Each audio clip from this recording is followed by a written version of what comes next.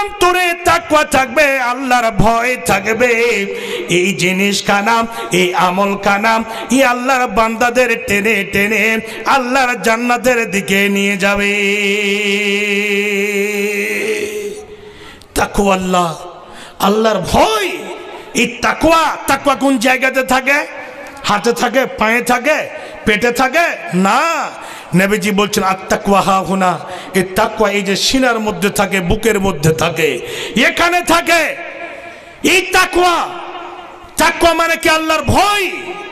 আল্লাহ রাব্বুল আলামিন যত আদেশ করেছেন সেই জিনিসগুলোকে মেনে নেওয়া, যত জিনিস থেকে নিষেধ করেছেন, বাধা দিয়েছেন, এই সমস্ত জিনিসকে বর্জন করা। ভাবছেন তাকওয়ার যদি ব্যাখ্যা করতে যাওয়া যায় তাহলে বুঝতে পারা যাবে যে আপনি জামা কাপড় পরে দুই দিকে কাঁটার গাছ এত লেগে আছে, আল্লাহু আকবার, বিন্দু পরিমাণ যদি আপনি ডান বাম হয়ে যান তাহলে আপনার জামা কাপড়, পাঞ্জাবি, পায়জামা, লুঙ্গি ছিঁড়ে একদম ছারখার হয়ে যাবে। সেই সময় আপনি কি করবেন? দুই দিকে কাঁটার গাছ লেগে আছে, মধ্য দিয়ে রাস্তা, আপনি জামা কাপড়কে গুটিয়ে খুব একদম সতর্ক হয়ে ডান দিকে বাম দিকে তাকাবেন না, একদম নিজেকে সতর্ক করে একটু একটু করে যেরকম বিড়াল পা ফেলে সেই মতো করে আস্তে আস্তে পা ফেলে আপনি ওই কাঁটার জঙ্গল দিয়ে আপনি পাশ হয়ে যাবেন। একদম অনুরূপভাবে তাকওয়া এটাই বলে যে ডান দিকে আপনার সারাবের ভাট্টি পড়ে আছে, বাম দিকে আপনার যাত্রাপালা পড়ে আছে, ডান দিকে আপনার ক্যারাম বোর্ড, বাম দিকে আপনার দারুর ভাট্টি, ডান দিকে আপনার ইসমেকের ভাট্টি। এইরকম করে দুনিয়ার মধ্যে যতগুলো লোভ লালসার জিনিস আছে, রঙিন জিনিস আছে, দুনিয়ার মধ্যে নাশাদার দ্রব্য জিনিস আছে, দুনিয়ার রং তামাশা রয়েছে, এই সমস্ত জিনিসগুলো থেকে বেঁচে নিজেকে বাঁচিয়ে সুন্দর করে একদম নিজের মেন মাকসাদ পর্যন্ত, মন্তব্য পর্যন্ত পৌঁছে যাওয়া, এর নামই হচ্ছে তাকওয়া। ভাবজান এই দুনিয়ার রং তামাশার কত জিনিস আছে। এই মহামান্য মোবাইল লেগে আছে, দেখেন মোবাইলে কি জিনিস নাই। আল্লাহর ভয় তাকওয়া যদি না থাকে, ঠান্ডার মৌসুমে ইয়ারফোন লাগিয়ে ল্যাপের তলে গিয়ে বলবে যে অমুক বই চলে আসবে। কত কি ইবলিশ শয়তানের জিনিস ডালা আছে নেটের মধ্যে। আল্লাহর ভয় থাকতে গেলে আপনি বাঁচবেন, আল্লাহর ভয় না থাকতে গেলে আপনি বাঁচতে পারবেন না। ভাবছেন আমার যুবক ভাইয়েরা, আর একটা কথা আপনাদের বিবেকে আছে কি? গ্রামের মন্ডল সর্দার দেখতে পেল না, মোল্লা সাহেবেরা জানতে পারল না, আমি রাতের বেলায় গুনাহ করলাম, দিনের বেলায় কোনো জায়গাতে এরকম ভাবে নির্মিলি জায়গাতে গিয়ে জঙ্গলের মধ্যে করলাম, রাতের বেলায় একেবারে পাহাড়ের তলদেশে গিয়ে সমুদ্রের তলায় গিয়ে করলাম। আপনি জানেন, শুনে রাখুন, আপনি যতই বিবেক লাগান, ইয়ারফোনে কেউ শুনতে পেল না, কিন্তু আল্লাহ কি বলছেন? আলাম ইয়ালাম বিআন্নাল্লাহ ইয়ারা। বাঁচতে পারবেন? মোবাইল আপনার মিটে যাবে, কলম পত্রিকা থাকবে না, আপনার দৈনিক জাগরণ থাকবে না, হিন্দুস্তান থাকবে না, কোনো এইরকম পেপার পত্রিকা থাকবে না, কোনো ক্যামেরা থাকবে না। আপনি যেখানে দাঁড়িয়ে দাঁড়িয়ে গুনাহ করেছেন, আপনি যে জায়গাতে দাঁড়িয়ে আপনি খারাপ জঘন্য কাজ করেছেন, সেই জায়গাটা আপনার ক্যামেরা করে নিয়েছে। আল্লাহ কি বলছেন? দলিল, কিয়ামতের দিন আপনার সামনে একটা একটা করে ভিডিও নিয়ে আসা হবে। আল্লাহ কি বলছেন? ইয়াউমাইদিন তুহাদ্দিসু আখবারাহা, সেদিন একটা একটা করে খবর আপনার চালিয়ে দেওয়া হবে। একটা একটা করে খবর কেমন করে চালা হবে? বান্দারে, ধুলিয়ান মার্কেটে গিয়ে কাজটা করেছিস, একটু দেখে নে। ফারাক্কার ব্রিজের তলে গিয়ে তুই এই কাজটা করেছিস, দেখে নে।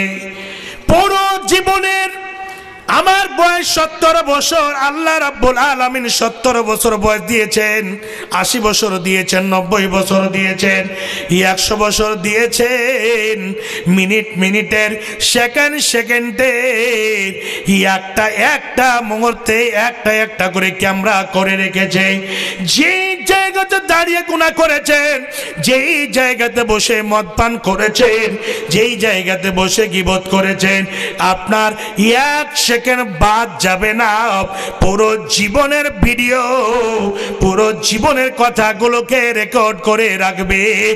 এই জমি আপনার বিপক্ষে আল্লাহর সামনে গল গল গল গল করে খবর দিতে লাগবে।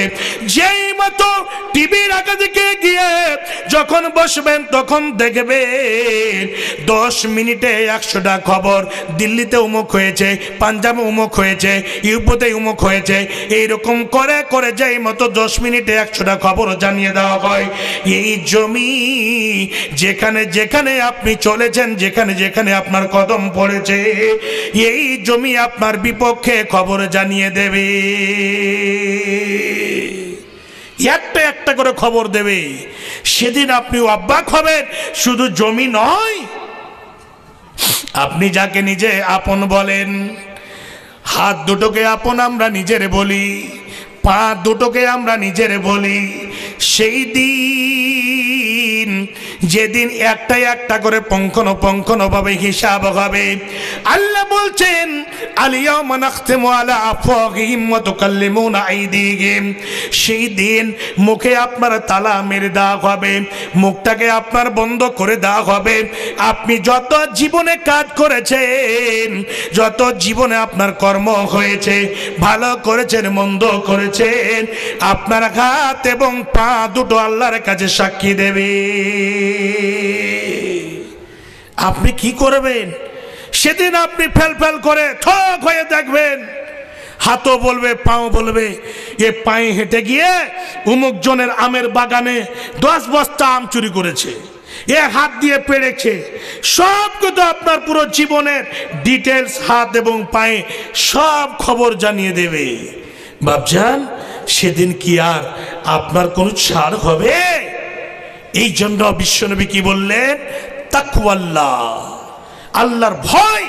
এই ভয় নামক এমন একটা জিনিস, এই জিনিসটা যদি থাকে তাহলে আপনাকে টেনে টেনে আল্লাহর জান্নাতে নিয়ে যাবে।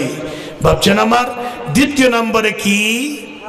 নবীজি বলছেন হুসনুল খুলক, ভালো চরিত্র, ভালো ব্যবহার। হে বাপজান আমার, মানুষের যার যত ভালো ব্যবহার হবে, যার যত ভালো চরিত্র হবে, হে বাপজান আমার, গ্রামগঞ্জের সবাই তাকে আদর করবে, স্নেহ করবে। ভালো চরিত্র হওয়া হচ্ছে মুমিনদের বৈশিষ্ট্য, সাহাবীদের বৈশিষ্ট্য, নবীদের বৈশিষ্ট্য। এ ভালো চরিত্র, ভালো ব্যবহার, আল্লাহ রাব্বুল আলামিনের নবী বলছেন এ ভালো চরিত্র যাদের মধ্যে হবে, যারা ভালো চরিত্র মানুষ হবে, তারা আল্লাহর জান্নাতে আগিয়ে যাবে। নবীজির চরিত্র কেমন ছিল? মা আয়েশা সিদ্দিকা রাদিয়াল্লাহু তাআলা আনহাকে গিয়ে সাহাবীরা জিজ্ঞাসা করছেন, উম্মাহাতুল মুমিনিন, হে মা, একটু আমাদেরকে বলুন, নবীজির চরিত্র সম্পর্কে একটু বলুন, নবীজির চরিত্র কেমন ছিল? সঙ্গে সঙ্গে মা আয়েশা সিদ্দিকা রাদিয়াল্লাহু তাআলা আনহা বলছেন, শুনে নাও, নবীর চরিত্র কোনটা আমি বর্ণনা করব, কোরআনটাকে নিয়ে নাও। কোরআনটা পুরো যদি তোমরা বুঝে নাও, মিনাল জিন্নাত ওয়ান নাস পর্যন্ত, সূরা ফাতিহা থেকে নিয়ে মিনাল জিন্নাত ওয়ান নাস পর্যন্ত, এই 30 পারা কোরআন, খাস করে 114 খানা সূরা, এই পুরো কোরআনটা হচ্ছে নবীর চরিত্র। হে বাপজান আমার, বিশ্বনবী নবী মুহাম্মদুর রাসূলুল্লাহ সাল্লাল্লাহু আলাইহি ওয়াসাল্লামের চরিত্র কেমন ছিল? বাপজান আমার, শুনে রাখুন, নবীজি আগের পিছের সমস্ত গুনাহগুলোকে ক্ষমা করে দেওয়া হয়েছিল, কিন্তু নবীজির বৈশিষ্ট্য কেমন ছিল দেখুন। হাদিসের মধ্যে এসেছে, এরকম রাত্রে বেলায় বেশিরভাগ নবীজি লম্বা করে কেরাত করতেন, লম্বা রুকু করতেন, লম্বা কাজ করে সিজদা করতেন। এই রকম করে রাত খানা কাটিয়ে দিতেন, নামাজের মাধ্যমে নবীজি রাতটা কাটিয়ে দিতেন। পা গুলো মোটা মোটা করে ফুলে যেত, নবীজির পা গুলোতে সুজন চলে আসতো। সাহাবীরা জিজ্ঞেস করছে, নবী গো, আপনার আগের পিছের সমস্ত গুনাহগুলো ক্ষমা করে দেওয়া হয়েছে, কিন্তু আপনি রাত জেগে জেগে এত লম্বা করে সিজদা করেন, এত লম্বা করে আপনি কেরাত করেন নামাজের মাধ্যমে, পুরো রাত করে আপনার কাট কেটে যায়, আপনি এগুলো কেমন করে করেন? উত্তর দিচ্ছে, হুরি আমার সঙ্গী সাথীরা শুনে নাও, আমার আগের পিছের সমস্ত গুনাহ ক্ষমা হয়ে যায়, ঠিক আছে, কিন্তু আমি কি আমার আল্লাহকে সন্তুষ্ট করতে পারি না? আমি কি আমার আল্লাহকে রাজি করতে পারি না? হে বাপজান আমার, নবীজির চরিত্র কেমন ছিল? আল্লাহ রাব্বুল আলামিন এতগুলো নামাজ ইবাদত বান্দিগি দেখে আয়াত নাজিল করেননি, তোমার ইবাদত দেখে আমি খুশি হয়ে গিয়েছি। নবীজি সম্পর্কে আল্লাহ রাব্বুল আলামিন আয়াত নাজিল করে দিলেন, নবী গো, তোমার চরিত্র, তোমার খাস করে চরিত্র, ব্যবহার, কালচার, শিষ্টাচার সব থেকে উন্নত মানের চরিত্র, তোমার ব্যবহার হচ্ছে সব থেকে উন্নত মানের ব্যবহার।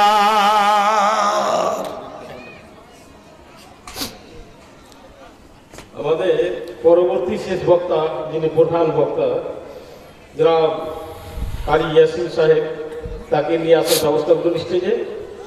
সময় হয়ে আসছে, 11টা বেজে গেছে। নবীজির চরিত্র, আল্লাহু আকবার, চরিত্র সম্পর্কে আল্লাহ রাব্বুল আলামিন খুশি হয়ে আয়াত নাজিল করে দিলেন যে নবীর চরিত্র, হে মুহাম্মদ, তোমার চরিত্র, তোমার ব্যবহার, তোমার কালচার, শিষ্টাচার সব থেকে উন্নত মানের। আল্লাহ, নবীজি কেমন ছিলেন? নবীজির কথা যদি, নবীজির ব্যবহার সম্পর্কে যদি হাদিস নিতে যান, আয়েশা সিদ্দিকা রাদিয়াল্লাহু তাআলা আনহাকে যখন জিজ্ঞেস করলেন, আয়েশা বলছেন, শুনে নাও নবীর চরিত্র কেমন ছিল। বাড়িতে নিজের জামাগুলোকে যদি কোনো জায়গাতে ছিঁড়ে যেত, কোনো জায়গা যদি কেটে যেত, নবীজি নিজে হাতে কাপড় জামাগুলোকে মেরামত করে নিতেন।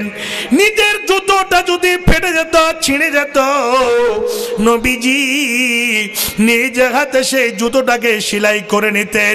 হে বাপজান আমার, নবীজির চরিত্র সম্পর্কে মা আয়েশা সিদ্দিকা রাদিয়াল্লাহু তাআলা আনহা বলেন, যখন আমরা রান্না ঘরে বসতাম, রান্না করতে যেতাম, যখন দেখতাম এখনো তরকারি কাটা হয়নি, ভাত রান্না হয়নি, নবীজি কি করতেন? হালকা করে নবীজি সাহায্য করে দিতেন, সুন্দর করে তরকারি কেটে দিতেন।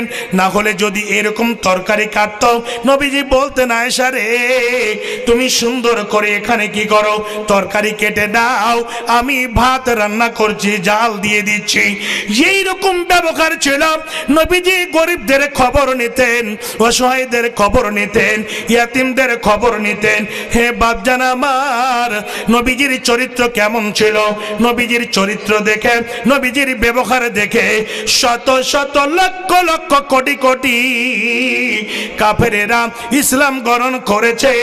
একেবারে সহিহ হাদিস, বিশ্বনবী নবী মুহাম্মদুর রাসূলুল্লাহ সাল্লাল্লাহু আলাইহি ওয়াসাল্লাম হাদিসের মধ্যে বর্ণনা করছেন, একজন ইসলামের দুশমন, এমন বিরাট বড় দুশমন যে নবীজিকে পেতে গেলে সে দুনিয়া ছেড়ে বিদায় করে দিত, বা কোনো সাহাবীকে পেতে গেলে দুনিয়া ছেড়ে বিদায় করে দেবে, এই মন্তব্য নিয়ে সবসময় ইসলামের বিপক্ষে দাঁড়িয়ে থাকতো।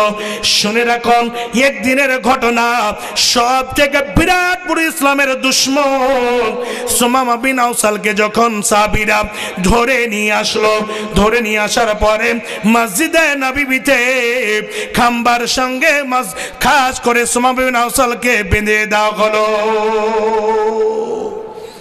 সুমামা বিন আউসাল ইসলামের খুব প্রচন্ড দুশমন, খুব বিরাট বড় দুশমন ছিল। তাকে ধরে নিয়ে এসে মসজিদ নববীর খাম্বাতে তাকে বেঁধে দেওয়া হলো। নবীজি কি বলছেন?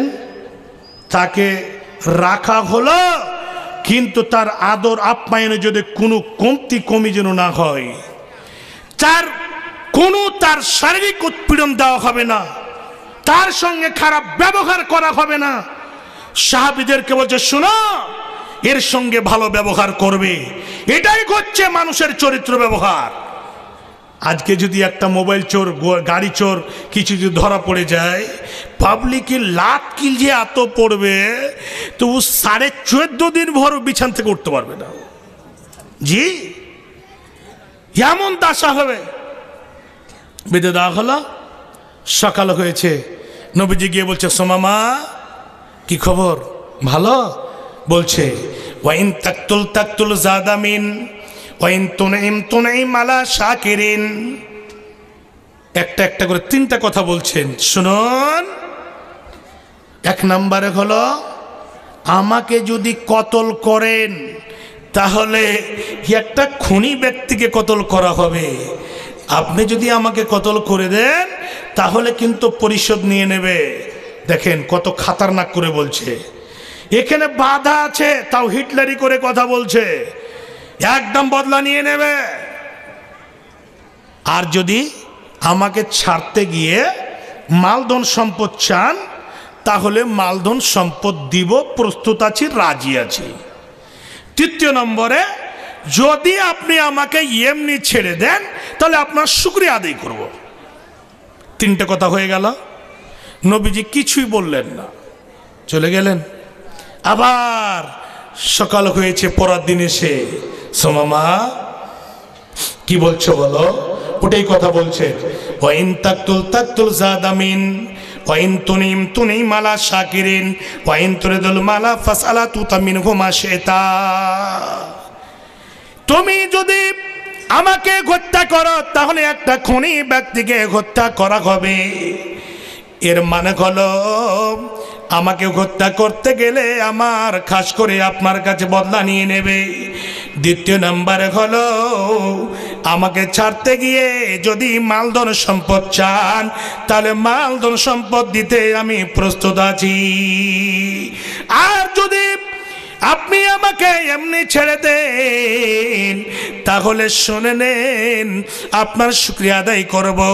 1-2 করে 3 দিন একই কথা বলে যাচ্ছেন। শেষের বেলায় নবীজি বললেন, ওরে আমার সঙ্গী সাথীরা, ওরে আমার সাহাবীরা, একে চট করে রশিগুলো খুলে দাও, আর খুলে দিয়ে চট করে তাকে ছেড়ে দাও, আর কোনো কথা কিছু বলা যাবে না, খুলে দাও। হাগো, এত বড় লিডার, ইসলামের দুশ্মন, এত খাতারনাক কথা, এত মানে রাগিনীত হয়ে মনে হচ্ছে খুন ফুটছে, এরকম করে কথা বলার পরও সেই লোকটি সুমামা বিন আউসাল মনে মনে ধারণা করছে, এই লোকটার ব্যাপারে আমরা খারাপ ধারণা করছিলাম গো, মুহাম্মদের ব্যাপারে আমরা অনেক কিছু শুনেছিলাম, কিন্তু 3 দিন 4 দিন হয়ে যাচ্ছে, একটাও কথা বললো না। আর আদর আপ্যায়ন, খাওয়া দাওয়া, এটা না যে একটা মুজরিমকে রাখা আছে তো খেতে দিতে হবে না, পানি দিতে হবে না, কোনো জিনিস দিতে হবে না, আদর আপ্যায়ন করতে হবে না, একে সব সময় একদম লাইনের কারেন্ট লাগাও আর শর্ট লাগাও, আর তাকে একদম তার উপরে জুলুম অত্যাচার চালাও, নির্যাতন চালাও। চিন্তায় চিন্তিত হয়ে আগাদিকে হাঁটতে হাঁটতে বাগানটাতে গিয়ে ঘুরছে আর বলছে, আল্লাহ। দেখেন নবীর চরিত্র, ব্যবহার, কালচার, শিষ্টাচার দেখে ওখান থেকে ফিরে আসছে, বলছে, নবী গো, আমি তো খুব খারাপ ধারণা রাখছিলাম, তবে আপনার যে মতো ভালো মানুষ, আপনার যে মতো ভালো চরিত্রের মানুষ, উন্নত মানের চরিত্র এরকম দেখিনি। আমি আর নিজেকে কন্ট্রোল করতে পারি না। আপনি আমাকে চট করে ইসলাম গ্রহণ করিয়েলেন, আমাকে কলমা পড়িয়ে দেন। সেই লোকটি সুমামা বিন আউসাল নবীজির চরিত্র দেখে, ব্যবহার দেখে সঙ্গে সঙ্গে ইসলাম গ্রহণ করছে। ভাবছেন কি চরিত্র ছিল, কি ব্যবহার ছিল। আর আজকে আমাদের চরিত্র ব্যবহার, ছোটর সঙ্গে স্নেহ নাই, ছোট বড়র আদব করে না, কোথায় চরিত্র গেল, কোথায় ব্যবহার গেল। বাবার সামনে ছেলে বিড়ি চেয়ে খাচ্ছে, চাচাকে বলছে, চাচা একটু তামাকটাকে বেশি করে লাগাও। কি লজ্জা সম্মান কোথায় উঠে গেল। কোন হাটে বিক্রি করেছে, কোন গরুর হাটে বিক্রি করেছি আমরা, কোনো কিছু নয়। এই জিনিসটাকে আমরা ছোট মনে করি। নবীজি বলছেন, মাল্লাম ইয়ারহাম সাগীরানা ওয়া মাল্লাম ইউআক্কির কাবীরানা ফালাইসা মিন্না। কেউ যদি ছোটকে স্নেহ না করে, কেউ যদি ছোটকে দেখে আদর না করে, তাকে বুকে যদি টেনে না লাগিয়ে নেয়, আর ছোট যদি বড়র আদব না করে, বিশ্বনবী বলছেন সেগুলো আমার উম্মতের মধ্যে থাকবে না। তারা আমার মধ্যের মানুষ নয়, তারা আমার মধ্যের মানুষ নয়, তারা আমার মধ্যের মানুষ নয়। বাপজান, তাহলে এই জায়গাটাতে একটু লক্ষ্য করতে হবে। বিশ্বনবী কি বললেন? দুইখানা জিনিস মানুষকে বেশিরভাগ জান্নাতে নিয়ে যাবে। এক নম্বরে হলো তাকওয়াল্লাহ, দ্বিতীয় নম্বরে হলো হুসনুল খুলক, ভালো চরিত্র, ভালো ব্যবহার, ভালো কালচার, ভালো শিষ্টাচার। দেখতে পাবেন অনেক মানুষ নিজের স্ত্রী হোক, নিজের টলা প্রতিবেশী হোক, জঘন্য করে খারাপ ভাষায় গালি দেয়, নিজের স্ত্রীটাকে গালি দেয়, কত জঘন্য জঘন্য ভাষায় গালি দেয়। ভাবছেন আমার, এগুলো থেকে আপনাকে বাঁচতে হবে। আপনি নিজের ছেলে মেয়েকে আপনি নষ্ট করে দিয়েন না, আপনি নিজেও নষ্ট হয়ে যেন না। আপনার না পোষাবে, আপনার যদি রাগ বেশি হয়ে যায়, তাহলে আপনি আদবের মার দিতে পারেন, তাকে আদবের মার দিতে পারেন। তবে আপনি মুখ খারাপ করে যে গালি দেবেন, জঘন্য জঘন্য ভাষায় গালি দেবেন, কখনো এটা করবেন না। ভালো চরিত্রের মানুষ এটা না, খারাপ চরিত্রের মানুষ, ভালো ব্যবহারের মানুষ এটা না যে এইরকম ভাবে খারাপ করে গালি দেবে, এরকম অশ্লীল কথা মুখ দিয়ে বের করবে। দুটো জিনিস মানুষকে জাহান্নামে নিয়ে যাবে। এক নম্বর হলো এই যে জবান, এই জবানে মানুষকে জাহান্নামে নিয়ে যাবে, এই জবানে মানুষকে জাহান্নামে নিয়ে যাবে।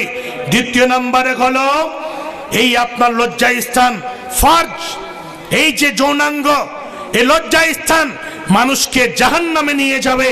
হে যুবতী বোনেরা, হে যুবক ভাইয়েরা, আমার বাপজানেরা, শুনে রাখুন, এই দুটো জিনিসকে কন্ট্রোল করে রাখতে হবে। এক নম্বরে হলো মুখমণ্ডল, এই জবানকে কন্ট্রোল করে রাখতে হবে। দ্বিতীয় নম্বরে হলো লজ্জা স্থানকে কন্ট্রোল করে রাখতে হবে। আল্লাহ পাকের নবী জনাব মুহাম্মদুর রাসূলুল্লাহ সাল্লাল্লাহু আলাইহি ওয়াসাল্লাম বললেন, ওরে আমার সাহাবীরা, ওরে আমার উম্মত উম্মতিরা, তোমরা শোনো, মাইয়াজমাল্লি মা বাইনা লাহিয়াইহি ওয়া মা বাইনা রিজলাইহি আজমাল্লাহুল জান্নাতা।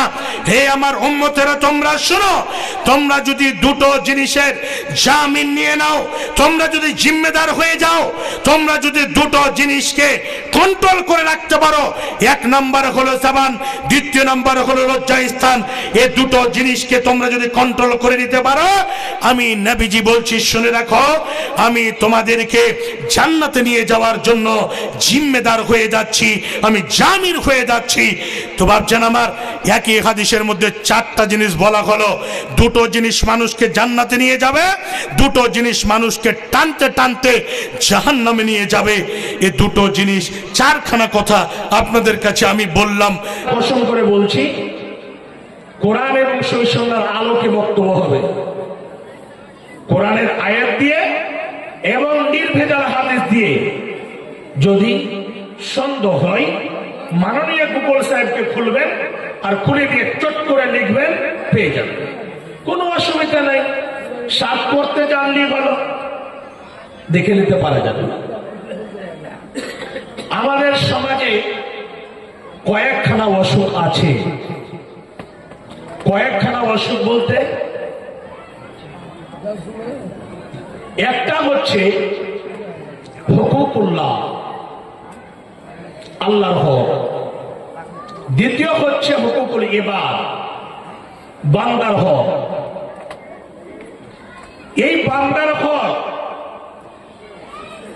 আপনি যদি যাচাই করতে যান, সেই লোকটি একবার নয়, দুইবার নয়, 4 বার 5 বার করে হজ করে এসেছে। শুধু হাজী সাহেব নয়, এর মধ্যে অনেক শিক্ষিত অশিক্ষিত সবাই ঢুকে আছে। আমরা এতটুক জানি বা আমরা আলেম ওলামার মুখে শুনেছি, হুকুকুল ইবাদ এর লিস্ট যদি বলা যায় তাহলে অনেক যাবে, কিন্তু আমি ওইদিকে যাব না। কয়েকটা কথা আমি বলবো। এর মধ্যে মেন পয়েন্ট হচ্ছে যে আল্লাহ রাব্বুল আলামিন যে ধন সম্পদ দিয়েছে, এই টাকা পয়সা দিয়েছেন, জমির জায়গা দিয়েছেন, এই জমির জায়গা 5 বিঘা হোক, 10 বিঘা হোক, 20 বিঘা হোক, বাবার নামে আছে। বাবার সন্তান, মেয়ে 4টা, 5টা ছেলে বা 4টা ছেলে, 8টা 9টা 10টা ছেলে মেয়ে। এই ছেলেগুলো প্রায় মোটামুটি জমির ভাগ পেয়ে যায়। ছেলেদেরকে অনেক জায়গার খবর আছে, বাবা জীবিত থাকাকালীন ছেলেদের নামে জমি রেজিস্ট্রি করে দিচ্ছে, ছেলেদের নামে জমি করে দিচ্ছে। বাবা যখন মারা গেল, এই দিকে দেখা গেল মেয়েরা বলছে, ভাই আমার বাবার তো জমি ছিল 15 থেকে 20 বিঘা, এই জমিগুলো কি আমরা ভাগ পাবো না? তখন ভাই চট করে বাড়ি থেকে দলিল বের করে নিয়ে এসে দিচ্ছে, এই যে দেখো বাবা আমাদের নামে 15 বিঘা করে দিয়েছে, 4 ভাইয়ের নামে এই 5 বিঘা জমি, বাড়ি বছর জমি। বোন, তোমরা কি আমাদের বাড়িকে ভাঙচুর করে ভেঙে কি ভাগ নেবে? ভাবছেন আমার? আজকে এই সমাজে এইরকম ক্যান্সার আদৌ পর্যন্ত বের হয়নি, ঢুকে আছে। এই যে জীবিত থাকাকালীন বাবা ছেলে মেয়ের নামে জমি করে দিচ্ছে, 1 নাম্বার ভুল পদ্ধতি এটা। আপনি যদি জীবিত থাকাকালীন ছেলে মেয়ের নামে যদি দিতে চান, ছেলেদের নামে যদি দিতে চান, তাহলে আপনাকে বরাবর ভাগ করে দিতে হবে। আয়াতটা আপনারা সকলে জানেন, শুনেছেন। আয়াতের ব্যাখ্যাতে কি বলছে? বেঁচে থাকাকালীন যদি বাবা জমি যদি ছেলেকে দিতে চায়, যতগুলো ছেলে মেয়ে আছে 5টা 7টা 10টা, তাহলে বরাবর দিতে হবে। একজনকে 10 কাঠা দিলেন, একজনকে 1 বিঘা দিলেন, একজনকে 1.5 বিঘা দিলেন, একজনকে 2 বিঘা দিলেন, কিয়ামতের দিন আপনাকে মুজরিমের কাতারে দাঁড় হতে হবে। এটাই হচ্ছে হুকুকুল ইবাদ, এক অপরের হককে মেরে খাওয়া। আজকে সমাজে ক্যান্সার চলছে, বোনের হক মেরে ভাইরা খাচ্ছে, ছেলের হক মেরে অন্য রিশতেদাররা খাচ্ছে। এটা হচ্ছে হুকুকুল ইবাদ। সতর্ক হয়ে যান। মুহাদ্দিসিনে কিরাম বলছেন, বাবা যদি জীবিত থাকাকালীন যদি দিতে চাই মন খুব, তাহলে আপনাকে সমান সমান হিস্সা দিতে হবে, সমান সমান ভাগ দিতে হবে। আর না হলে জমি আছে থাক, যার নামে জমি আছে সেই মরে যাবে, তারপরে ফারাইজ হিসাবে জমি ভাগ হবে। তখন কি হবে? লিযযাকারি মিসলু হাজ্জিল উনসাইন, ছেলে পাবে 2 কাঠা, মেয়ে পাবে 1 কাঠা, ডবল এবং 1 হিস্সা এবং ডবল হিস্সা। ছেলে ডবল পাবে, মেয়ে অর্ধেক পাবে। এইরকম হিসাবে একটা সিস্টেম আছে। কিন্তু সব থেকে হুকুকুল ইবাদের মধ্যে বিরাট এইরকম ক্যান্সার আছে।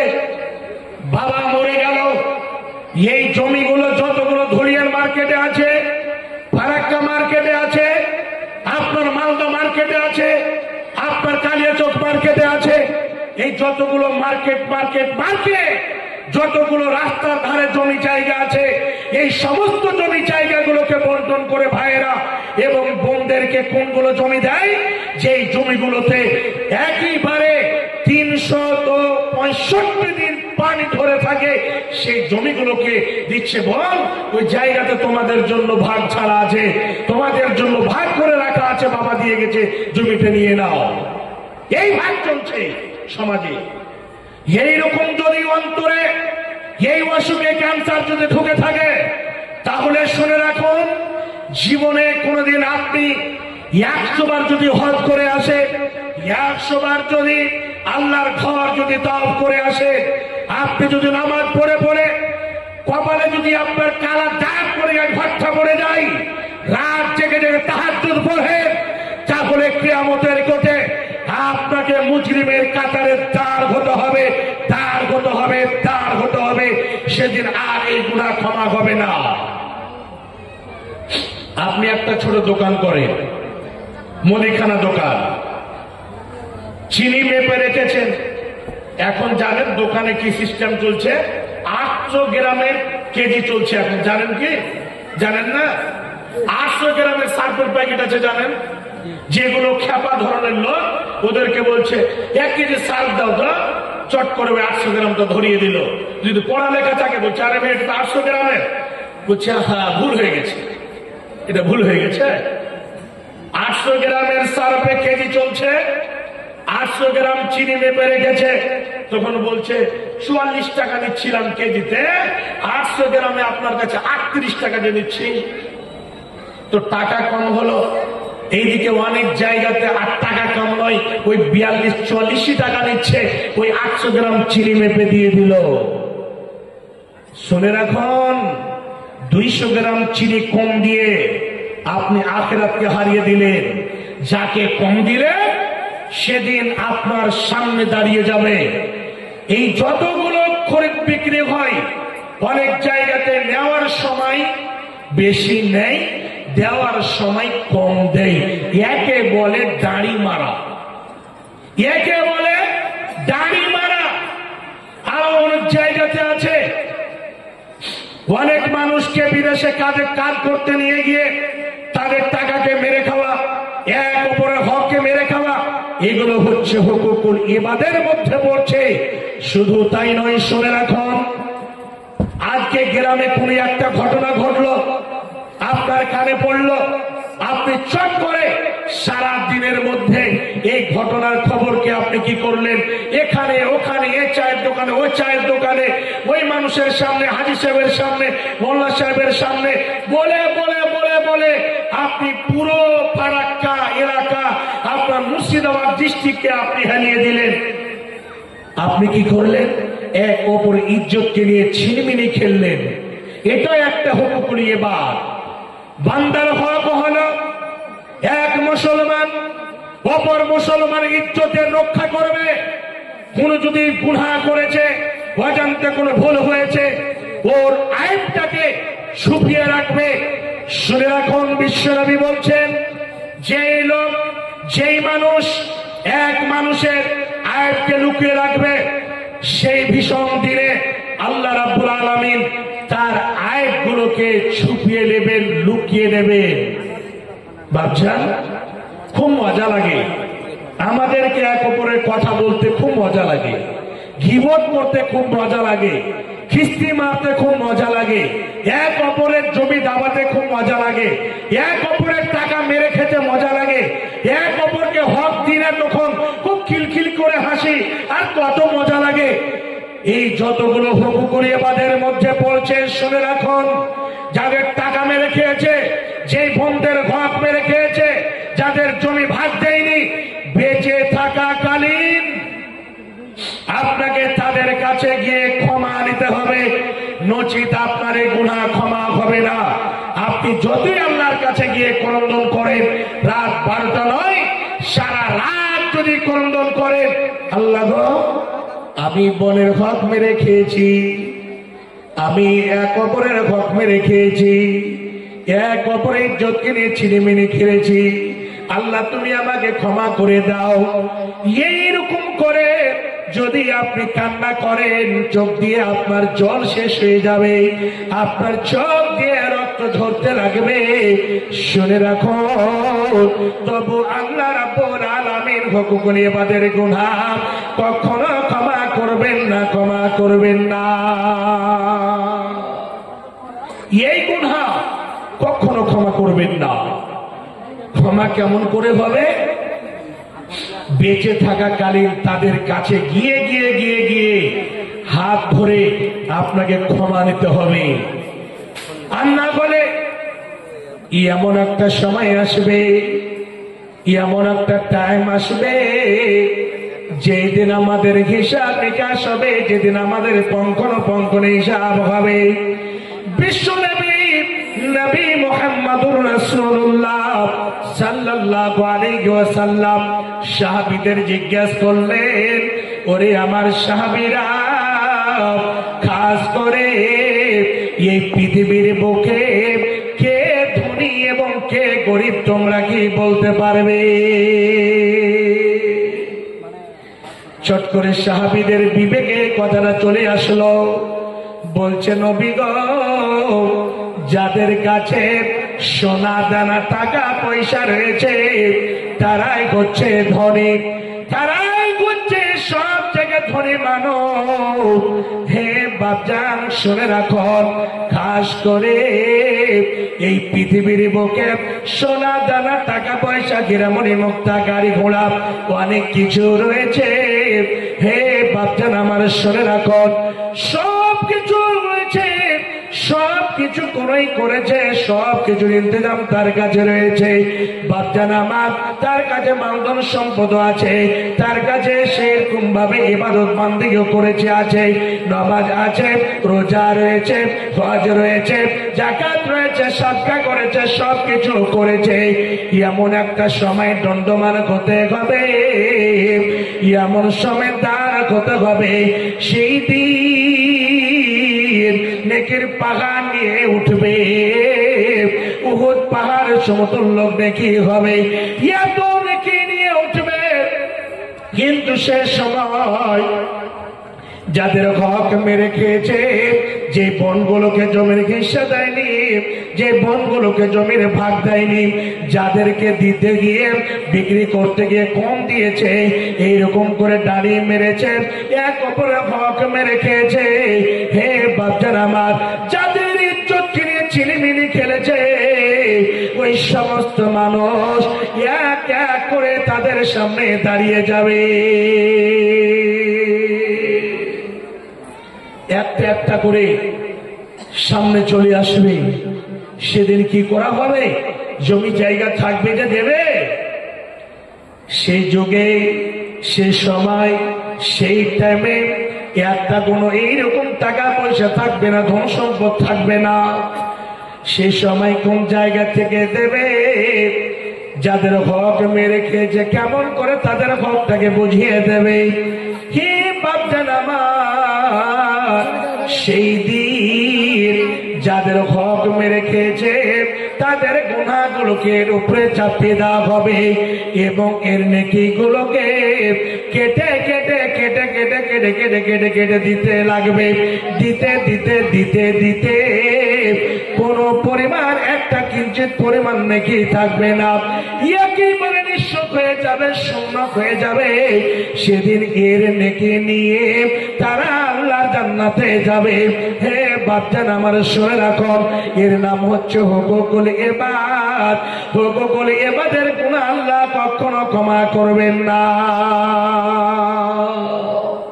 সেদিনও বলবে, আল্লাহ তুমি ক্ষমা করে দাও। বলবেন না, এটা আমার পাওয়ার নাই, ওদের কাছে যাও, ওরা যদি ক্ষমা করে তাহলে আমি আল্লাহ ক্ষমা করে দেব, নচিত আমি ক্ষমা করব না। বাপজান আমার, এই জায়গাটাতে একটু লক্ষ্য করুন। আজকে আমরা নামাজও পড়ি, রোজাও রাখি, আমরা সব সময় মনে করছে তাসবিহ তাহলিল করি, আর দোকানে গিয়ে বসে ফজরের নামাজ হয়ে গেল, ফজরের নামাজ পড়ে তাসবিহ তাহলিল করতে করতে করতে গিয়ে চায়ের দোকানে বসলাম। চায়ের দোকানে বসে একটা দুইটা করে ওই জায়গাতে মানুষ জমা হতে হতে হতে হতে 10টা 15টা 20টা হয়ে গেল। সেই জায়গাতে চা পান করে এবং গীবত আরম্ভ করে দিল। অমুক গ্রামের মৌলানা সাহেব এইরকম কাজ করেছে, অমুক গ্রামের হাজী সাহেব এই মতো কাজ করেছে, আমার গ্রামের এইরকম ঘটনা ঘটেছে, এইরকম করে অনেক নানা ধরনের কথা বলতে আরম্ভ করে দিল। হে বাপজান আমার, শুনে রাখো, এ কবরের কথা কখনো বলা যাবে না, কখনো বলা যাবে না।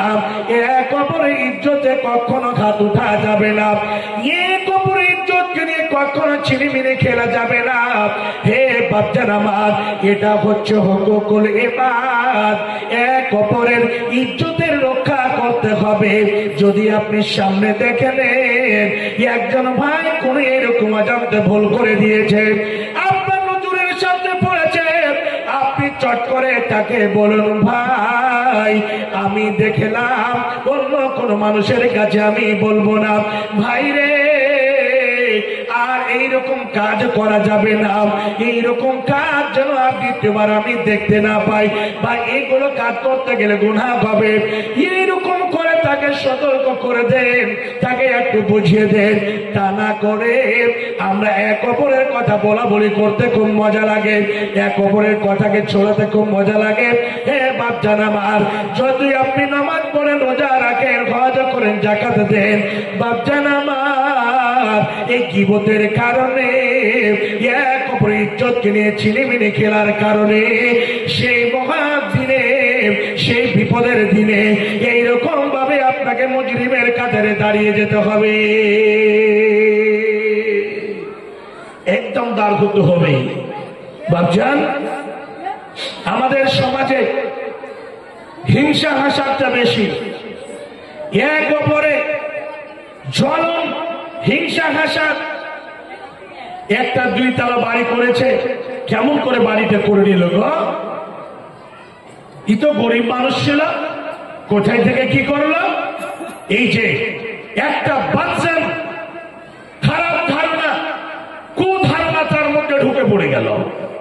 আল্লাহ রাব্বুল আলামিন কি বলছেন শুনে রাখুন। আল্লাহ রাব্বুল আলামিন একেবারে কঠোর ভাবে নিষেধ করেছে। কি নিষেধ করেছে?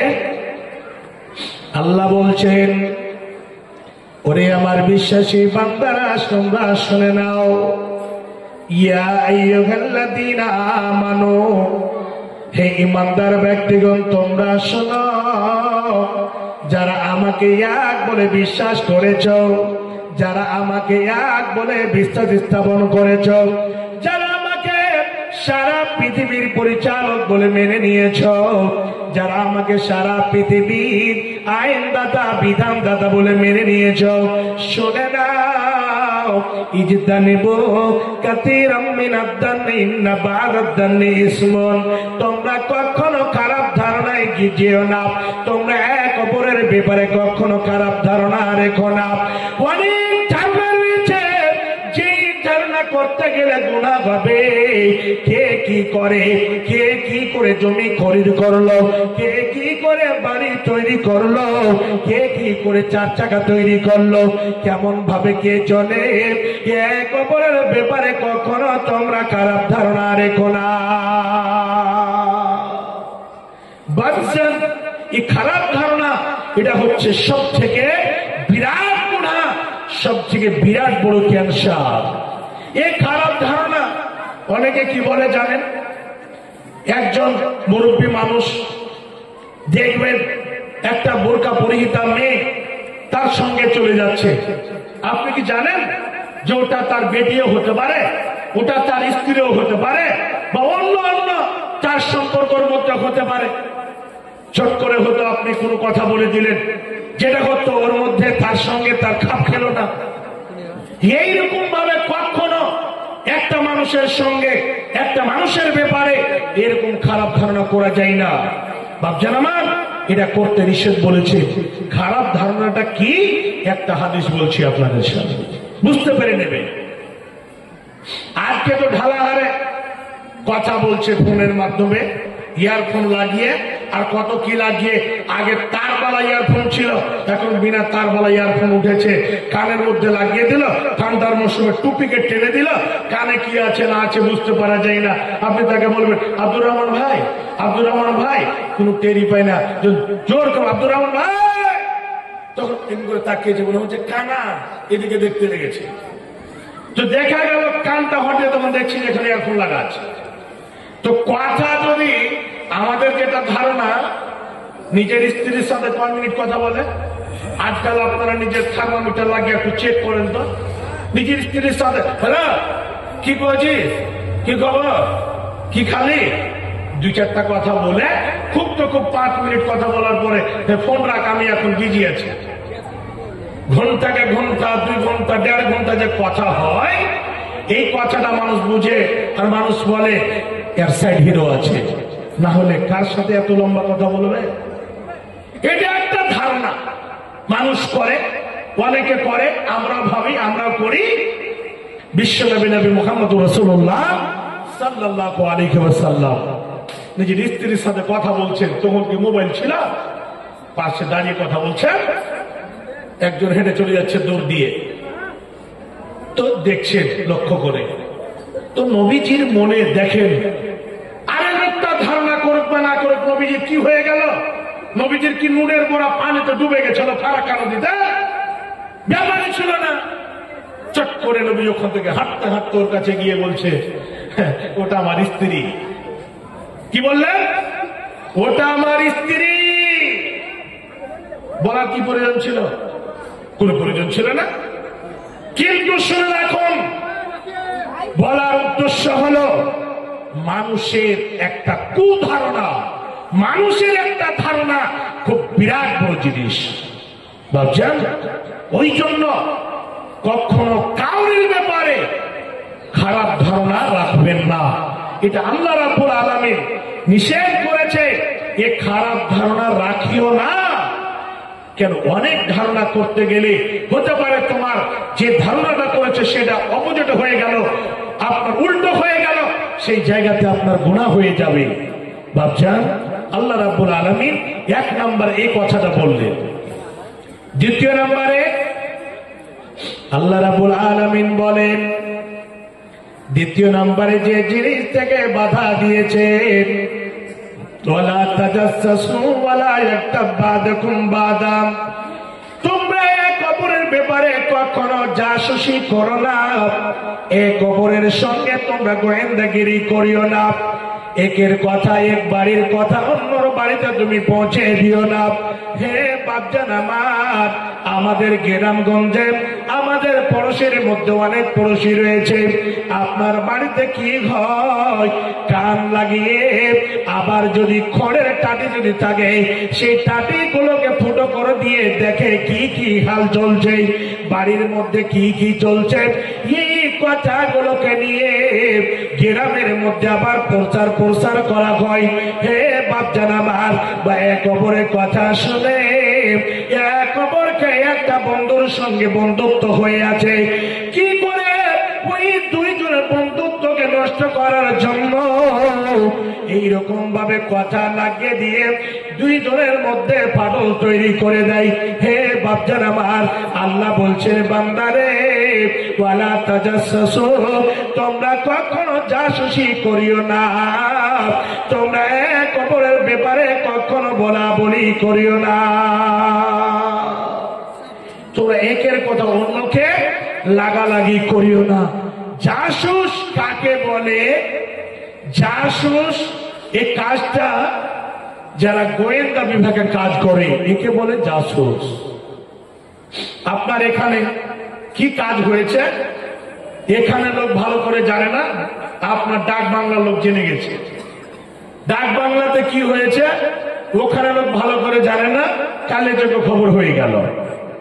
এটা হচ্ছে জাসুসের মাধ্যম দিয়ে কথাগুলো আসে।